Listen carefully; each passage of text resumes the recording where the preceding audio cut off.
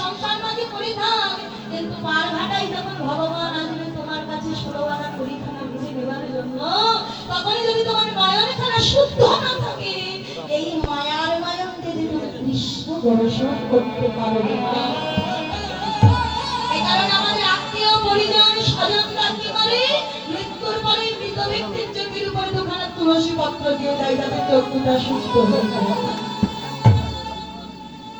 আচ্ছা বাবা, আমি যদি মরা পর্যন্ত অপেক্ষা করি যে আমি কোন দিন মরবো আর কোন দিন আমার চোখে কেউ এসে দুখানা তুলসী পত্র দেবে, সেটা ভগবান দর্শন হবে।